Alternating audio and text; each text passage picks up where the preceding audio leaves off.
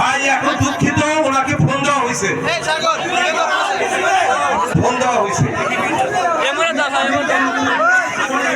ওই মামা মাপ চাই তোর কাছে, মাপ চাই তোদের কাছে, ভাই দেখতে তোদের কাছে মাপ চাই।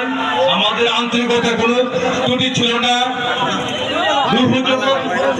দুর্যোগ সম্বন্ধে কিনে নেই, এখন তারা মাপ চাই। কারণ আমরা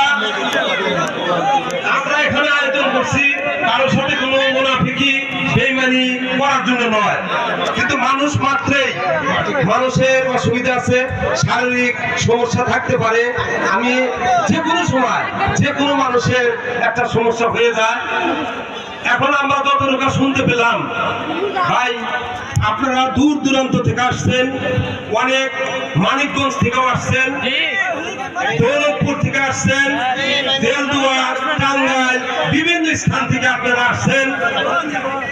আমরা আপনাদের সামনে এমন ভাবে লজ্জিত হচ্ছি যে সমস্ত হুজুরদেরকে আমরা দাওয়াত দেই, তারাও আমাদের সাথে মনে হয় যে তারা ওই রকম জনগণের প্রতি কোনো গুরুত্ব রাখেন না।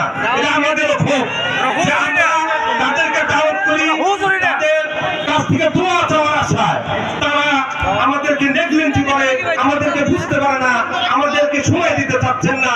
আমরা আজকে আপনারা সবাই উপস্থিত, কমপক্ষে 10,000 লোকের সমাগম হয়েছে। এই 10,000 লোকের সাথে এখন আমরা যারা এই মাদ্রাসার সাথে জড়িত আছি, আমরা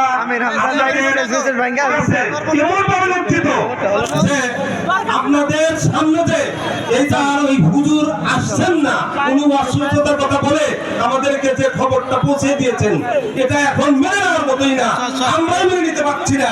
আর আপনাদের সামনে কি বলবো, তবু দুঃখিত। উনি অসুস্থতার কথা বলছেন, শারীরিক অসুস্থ হওয়ার কারণে উনি এখন ওয়াশ করার মতো তার অবস্থাই নাই, তাকে ঢাকার দিকে নিয়ে যাচ্ছেন, তাকে চিকিৎসা করার জন্য এই কথা বলেছেন। এরপরে আমরা কি করব ভাই, আমাদের তো আর কিছু করার নাই, তাকেই চিকিৎসা করার জন্য নিয়ে যাচ্ছেন এই কথা বলেছেন। যাই হোক, আপনারা আমাদের যে হুজুর আছেন, উনি আপনাদের এখন আখেরি মোনাজাত করে দিবে। আপনাদের কাছে আমরা এই কমিটির পক্ষ থেকে ওনাদের ক্ষমা চাচ্ছি। উনি যেহেতু অসুস্থ হয়ে ঢাকার দিকে চলে যাচ্ছেন, তাকে চিকিৎসা করানোর জন্য নিয়ে যাচ্ছেন। আর কি করার আছে আমাদের, শারীরিকের উপর তো কারো কোনো বিসমিল্লাহির রহমানির রহিম ومن يبتغي غير الإسلام دينا فلن يقبل منه وهو في الآخرة من الخاسرين صدق الله العظيم।